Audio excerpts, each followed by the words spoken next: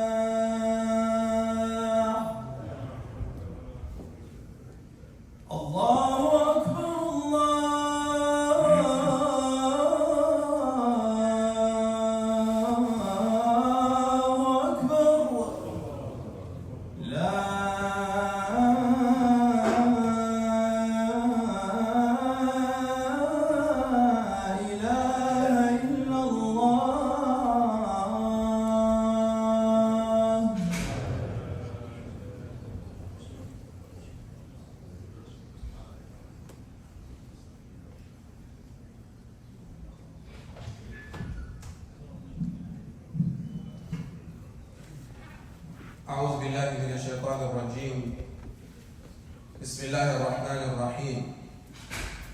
الحمد لله رب العالمين، ولا عاقبة للمتقين ولا عدوان إلا على الظالمين، وأشهد أن لا إله إلا الله وحده لا شريك له قيوم السماوات والأراضين، بعث نبيه محمد صلى الله عليه وآله وسلم رحمة للعالمين، وأشهد أن محمدا صلى الله عليه وآله وسلم عبد الله ورسوله. أما بعد. Brothers and sisters in Islam, we thank the Almighty Allah for another opportunity to be here. We thank Him for His mercies that He's bestowed upon us. We bear witness that there is no deity worthy of worship except the Almighty Allah alone. And we bear witness that the Prophet Muhammad sallallahu alayhi wa sallam is His servant and His messenger. Today is a Friday, the 17th day of Rabiul Awwal, 1446 years after the hijrah of the Prophet Muhammad sallallahu alayhi wa sallam, which corresponds, I believe, with the 20th day of September 2024. Alhamdulillah, in the past couple of days, literally 2 weeks ago, I was on the road. I went to about 3 different states to do da'wah. And I learned a lot on the way, but something really hit my mind. I was confused, saddened at the same time. In one of the states that I visited, there's a new trend of Muslims practicing Christianity at the same time. Muslims who also go to the church at the same time. In one of the states that I visited. They say they find discipline in Allah and they find love in Jesus. You go into their homes, they have the Quran and they have the cross also in the homes. And I visited one of those homes to have a conversation with them and ask them. One of the persons said they've been sick for years. But in the moment they started listening to one pastor and started engaging in the Christian worship, their illnesses just vanished. So they believe that is the right path, that is the right way to go. I sat there, confused as to how is it possible that, someone who believes in La ilaha illallah, Muhammadur Rasulullah sallallahu alayhi wa sallam, will entertain an idea like this.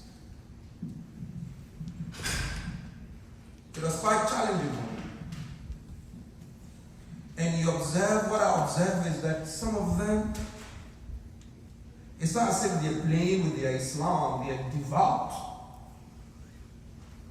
Another person I spoke to was of the opinion that, it's a win-win for us. I said, how? He said, if we go to Akhir and Islam is the true religion, we practice it.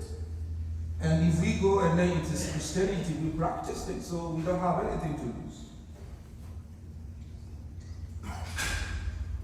We had some conversations, and I quoted some Bible verses to them, just to let them understand the fallacy of what they're saying and actually, the holes in Christianity and the idea behind Christianity, even though this is not, the khutbah for the day, but the khutbah for the day is, what is La ilaha illallah? What do we understand by La ilaha illallah? When a Muslim says La ilaha illallah, what does it mean? Does he really understand? Does she really understand the Shahada that we profess every day, countless number of times? Wallahi, sometimes I'm tempted to say that the kuffar of the time of the Prophet Muhammad sallallahu alaihi wasallam understood La ilaha illallah better than some of us modern day Muslims. Because they said, أَجَعَلَ الْآلِهَةَ إِلَهًا وَاحِدًا.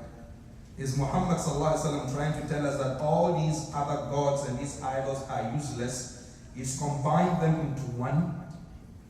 The kuffar of Mecca understood La ilaha illallah. That is why they had a problem with the Prophet Muhammad sallallahu alaihi wasallam. They understood it perfectly. They knew that there was no place for Lata, there is no place for Uzza, there is no place for Manata in their lives. That is what La ilaha illallah is calling them to. Irrespective of whatever challenges that they face, there is only one true God that must be worshipped. I thought, we live in the West where we are advanced in terms of knowledge and information and research, that Muslims in the West will understand La ilaha illallah. But not knowing I was wrong when I went through my journey, that no, there are some Muslims who still need the understanding, the basic understanding of La ilaha illallah. Muslims must understand one thing. When we say La ilaha illallah, that is not the end. That does not mean that the Almighty Allah is not going to test us. Because most of these people that I spoke to, they were going through challenges, they were going through some pain, they were going through some trials and tribulations, and then they sought solace somewhere else, and they thought they found their solution somewhere else. The Almighty Allah tells us in the Quran, Alif Lam Mim, أحسب الناس أن يتركوا أن يقولوا آمنا وهم لا يفتنون. Do people really believe? They think that when they say they believe in the Almighty Allah, that the Almighty Allah is not going to test them. وَلَقَدْ فَتَنَّا الَّذِينَ مِنْ قَبْلِهِمْ. Verily the Almighty Allah tested those who came before them. فَلَيَعْلَمَنَّ اللَّهُ الَّذِينَ صَدَقُوا وَلَيَعْلَمَنَّ الْكَاذِبِينَ. That's the way the Almighty Allah really exposes those who really believe in Him, and exposes for us to see those who are hypocrites, those who do not believe in the Almighty Allah. يَا صَاحِبَ الْهَمِّ إِنَّ الْهَمَّ مُنْفَرِجٌ أَبْشِرْ بخير فإن الفارج الله. اليأس يقطع أحيانا لصاحبه لا تيأسن فإن الصانع الله. إذا بليت به فثق به وارض به إن الذي يكشف البلوى هو الله. الله يحدث بعد العسر ميسرة لا تجزعن فإن الصانع الله. والله ما لك غير الله من أحد حسبك الله في كل لك الله.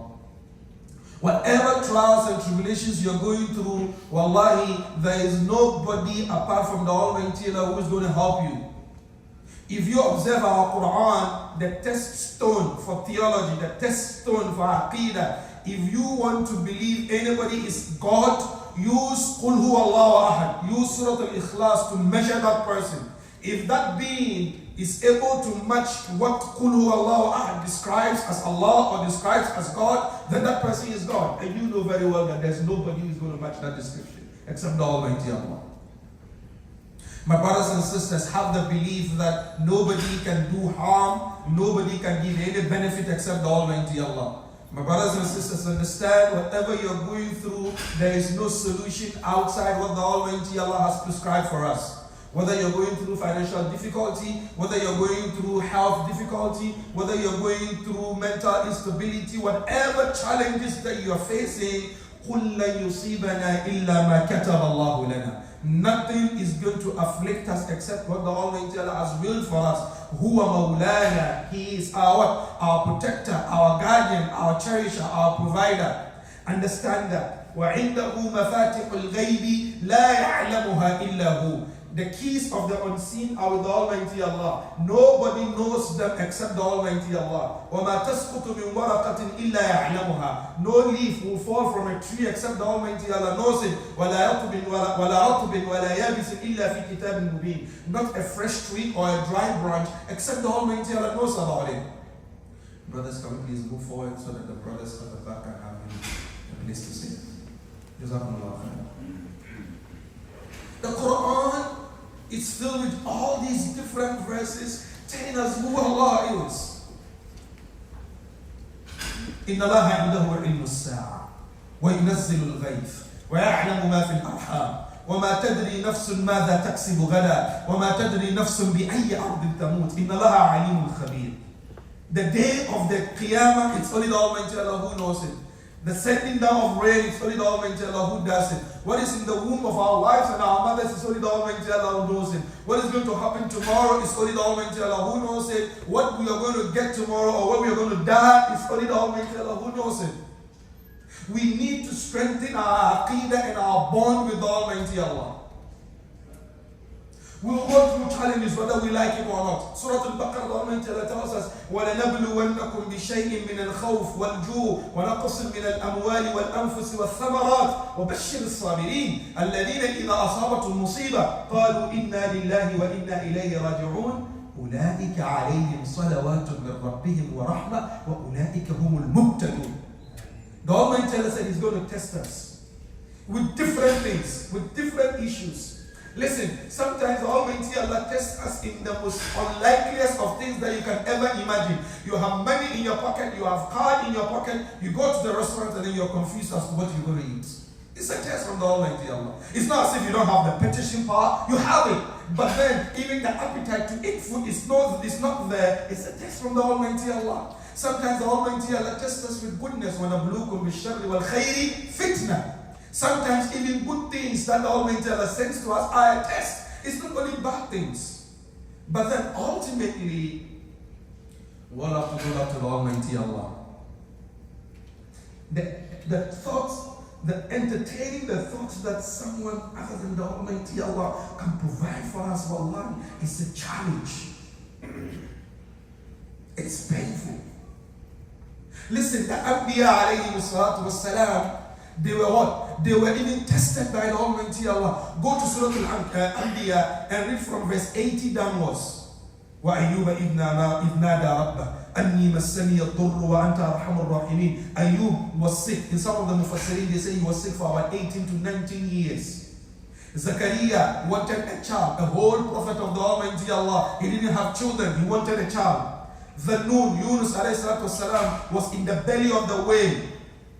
These prophets who are messengers of the Almighty Allah, who had this stronger connection with the Almighty Allah, the Almighty Allah tested them. Do you think the Almighty Allah is going to test you and I?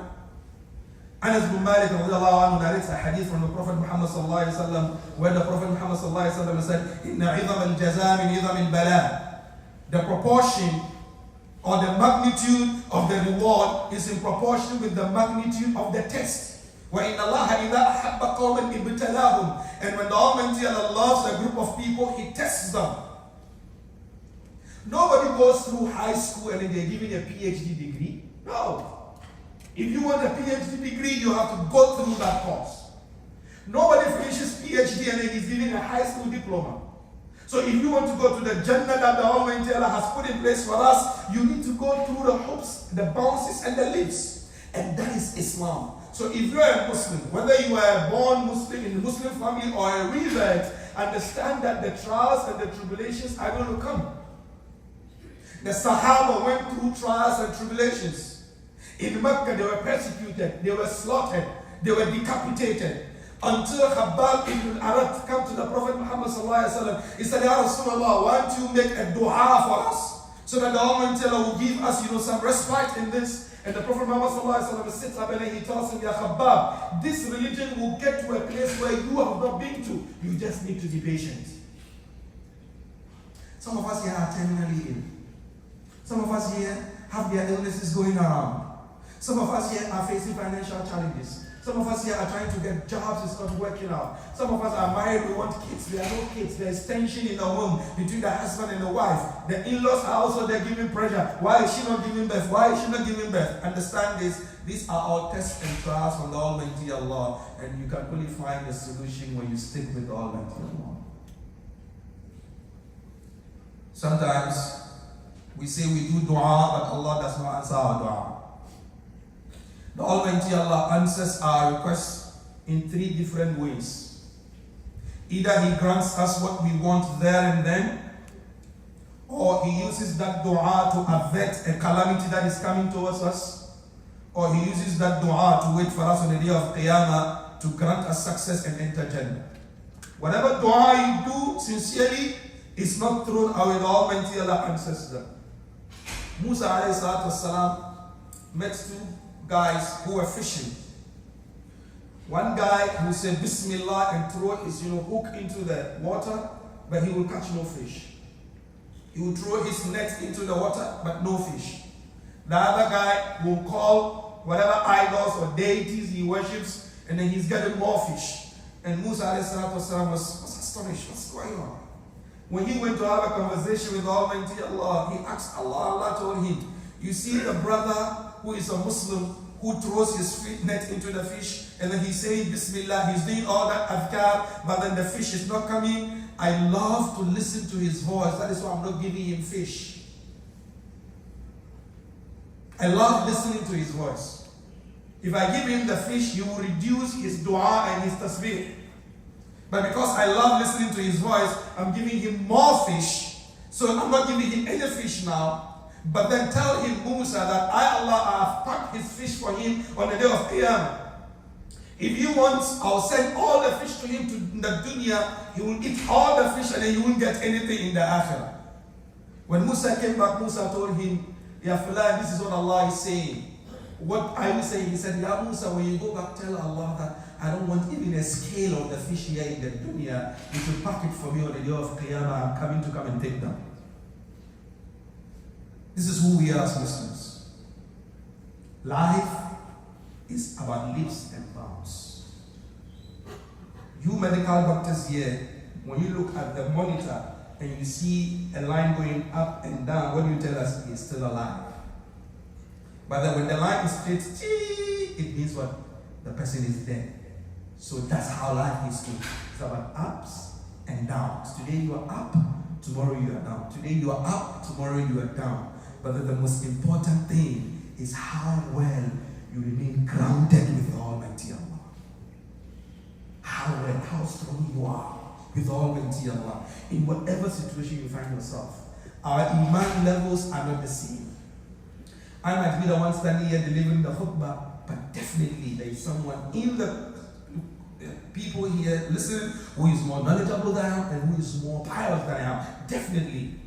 I can't be the most pious person here. No, I can't be the most knowledgeable person here. It's not possible. Definitely, the fathers here, even the brothers here, even someone who might be younger than I am, is more knowledgeable.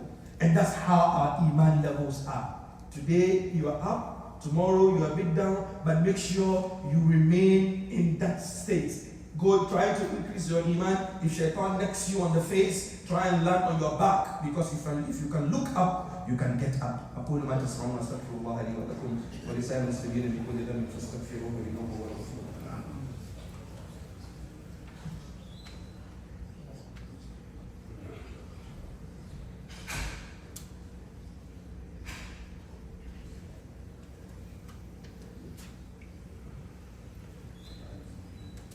أعوذ بالله من الشيطان الرجيم. بسم الله الرحمن الرحيم. رب اشرح لي صدري ويسر لي امري واحلل عقدة من لساني يفقهوا قولي اما بعد. We are speaking about the importance of the shahada, and we cannot discuss this in one khutbah. We just brought some ayats and some thoughts just to kickstart a conversation in your mind, a conversation with your families as to how well we can remain grounded on Islam.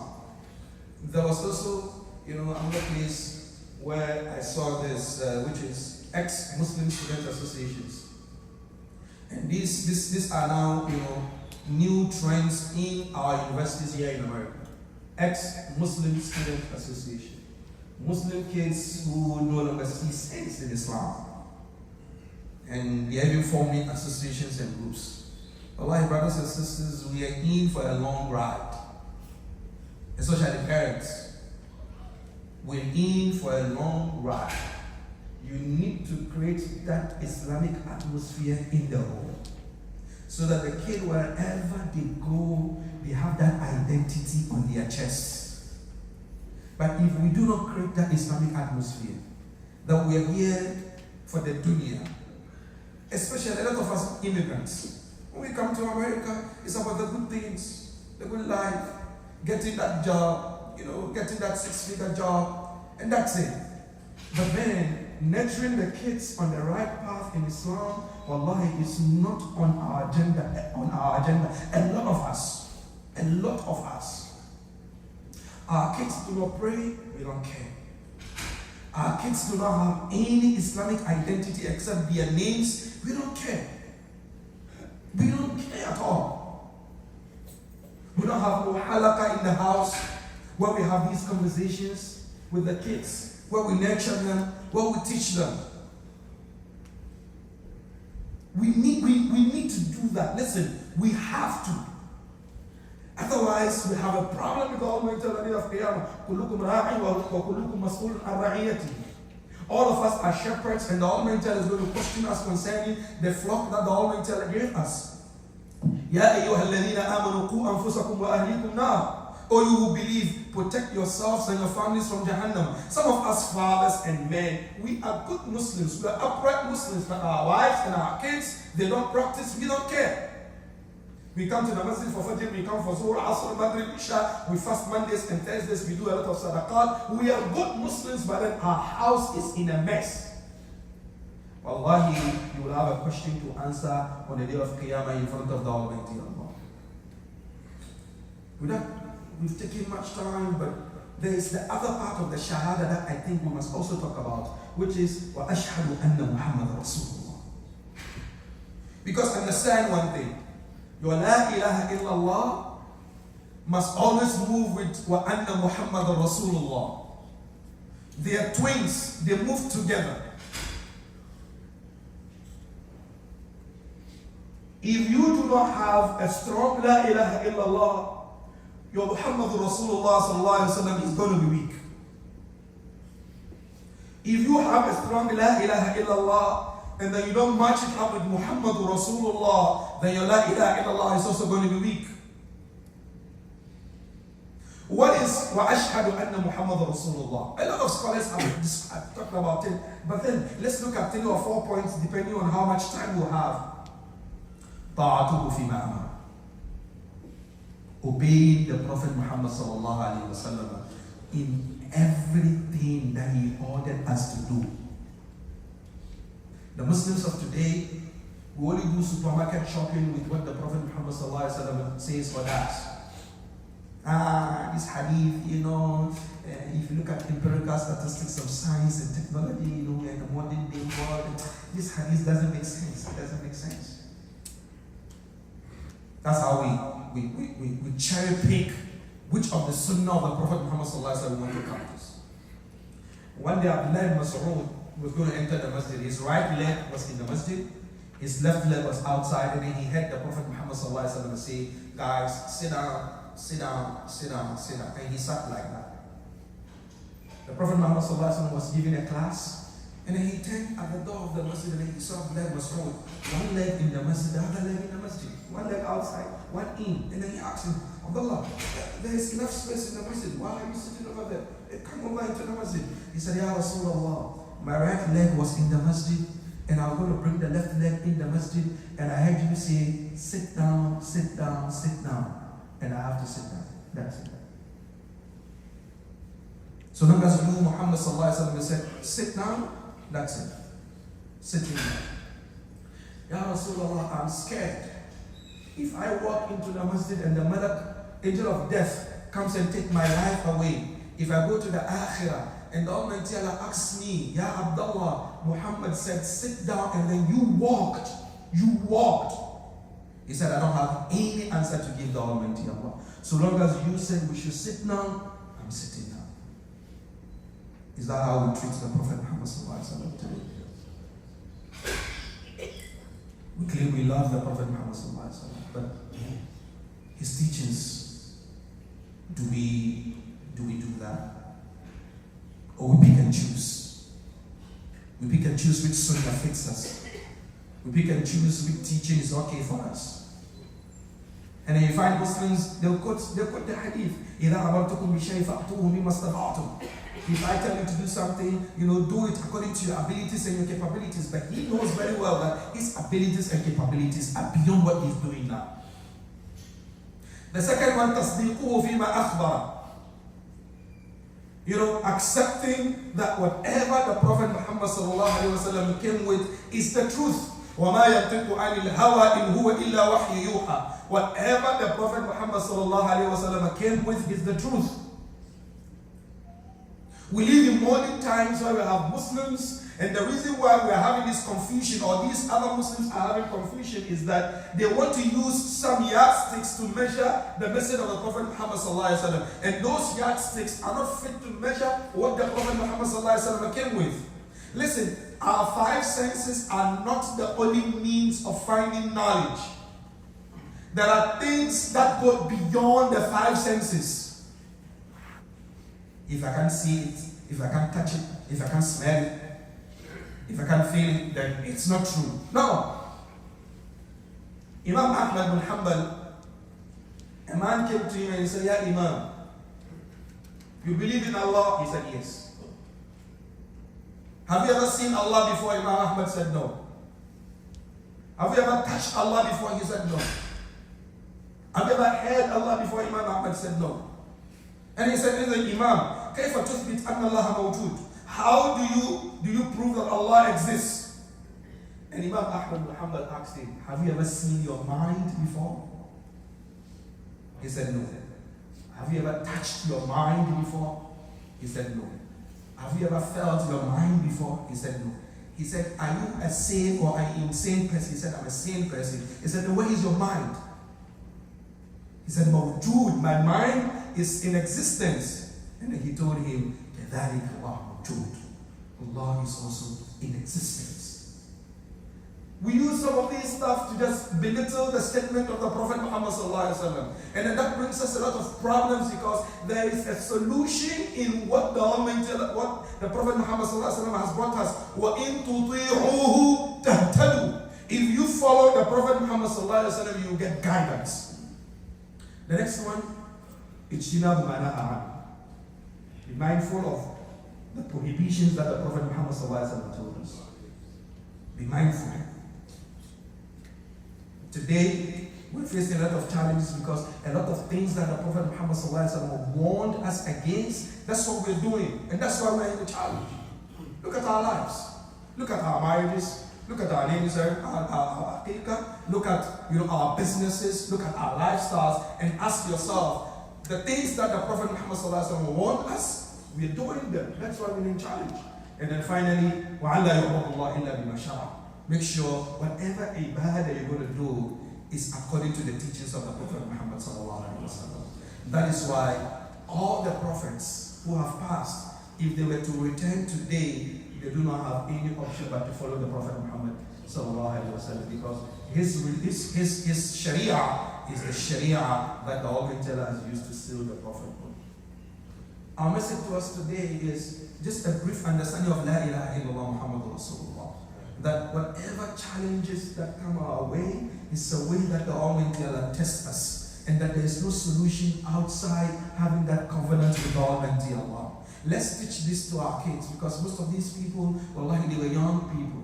They didn't have a grounding in Islam in their homes. They went out there, they met people with different ideologies, people with different thoughts, and that influenced them, and they are saying, we are Muslims, but then, we can go to church on Sunday and also, pray with them, and at least if we go to Akhirah and Islam is the true religion, we've practiced it. But if Islam is not and it is Christianity, we've not practiced it.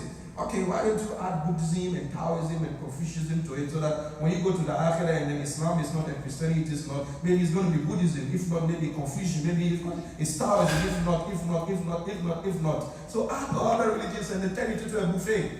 It doesn't work that way. In the Deena inda Allahi al-Islam. وَمَنْ يَبْتَغِ غَيْرَ الْإِسْلَامِ دِينًا فَلَنْ يُقْبَلَ مِنْهُ وَهُوَ فِي الْآخِرَةِ مِنَ الْخَاسِرِينَ. If you come to the day of Qiyamah and your deen is not Islam, you have a big problem. And we are not shy to say this, and we are not apologizing to anybody.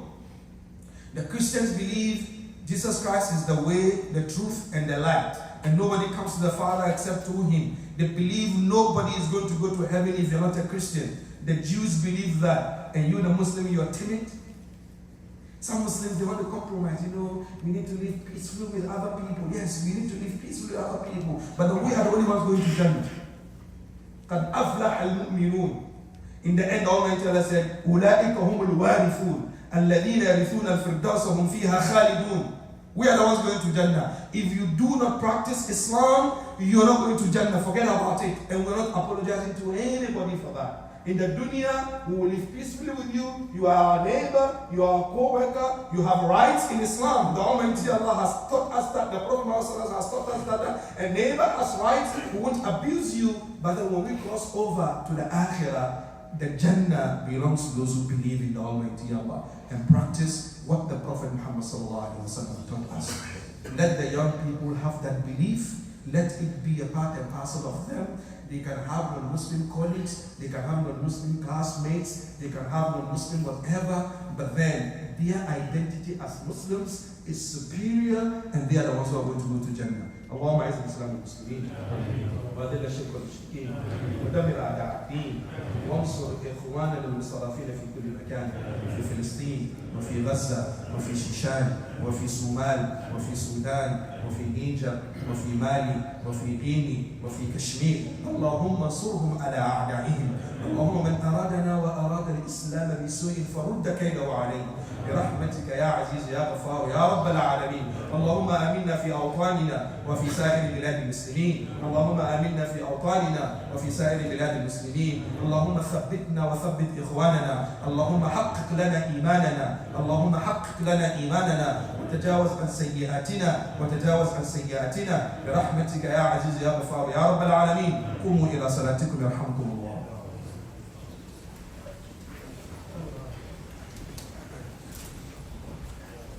الله أكبر الله أكبر. أشهد أن لا إله إلا الله. أشهد أن محمدا رسول الله. حي على الصلاة حي على الفلاح. قد قامت الصلاة قد قامت الصلاة. الله أكبر الله أكبر. لا إله إلا الله.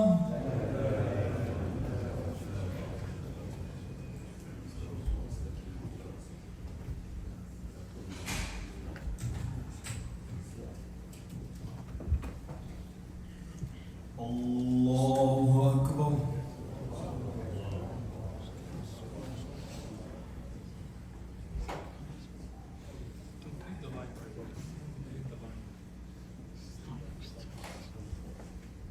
الحمد لله رب العالمين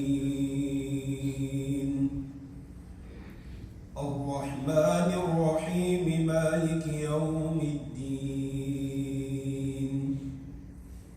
إياك نعبد وإياك نستعين. اهدنا الصراط المستقيم صراط الذين أنعمت عليهم غير المغضوب عليهم ولا الضالين.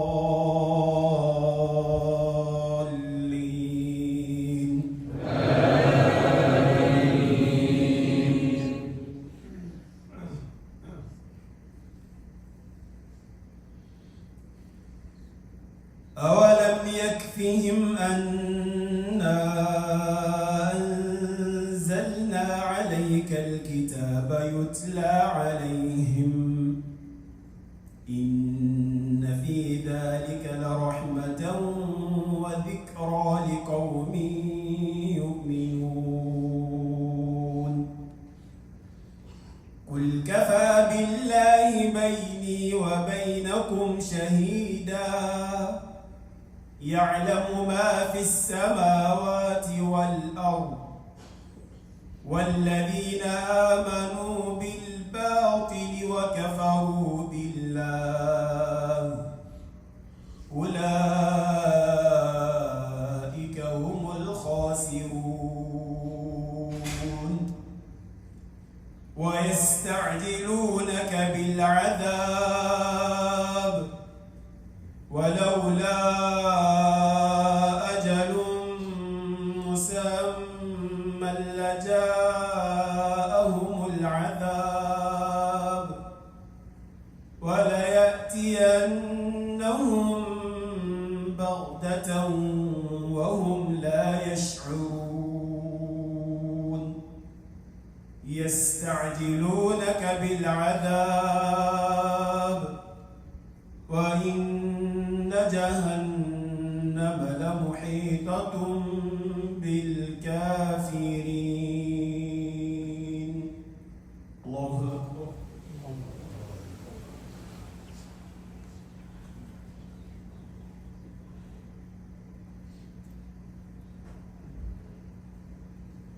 سمع الله لمن حمده.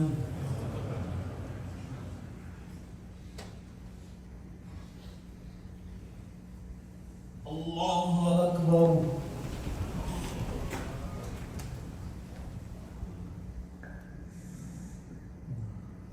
الله أكبر.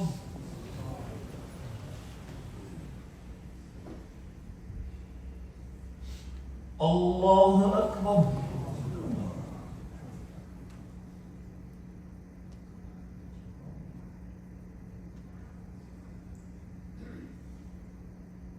الله أكبر.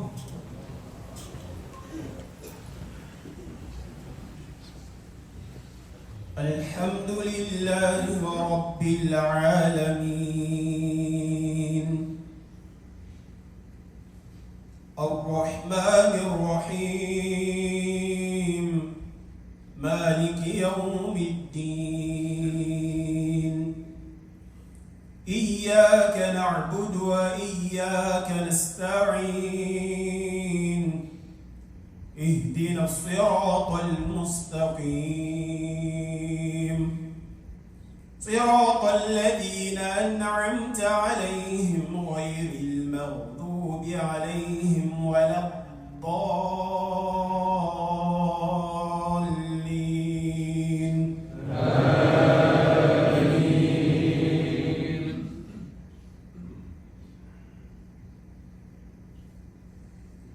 ولو شئنا لآتينا كل نفس هداها ولكن حق القول مني لأملأن جهنم من الجنة والناس أجمعين فذوقوا بما نسيتم لقاء يومكم هذا إنا نسيناكم وذوقوا عذاب الخلد بما كنتم تعملون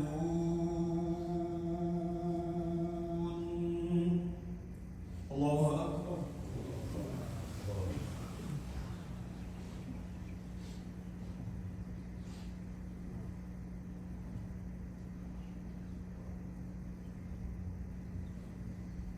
سمع الله لمن حمده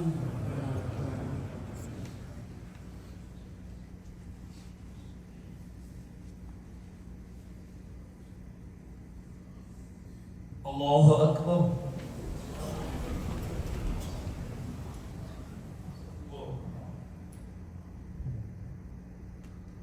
الله أكبر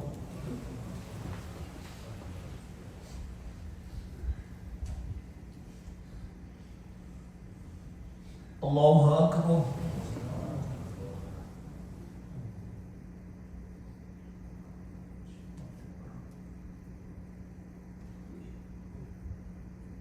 الله أكبر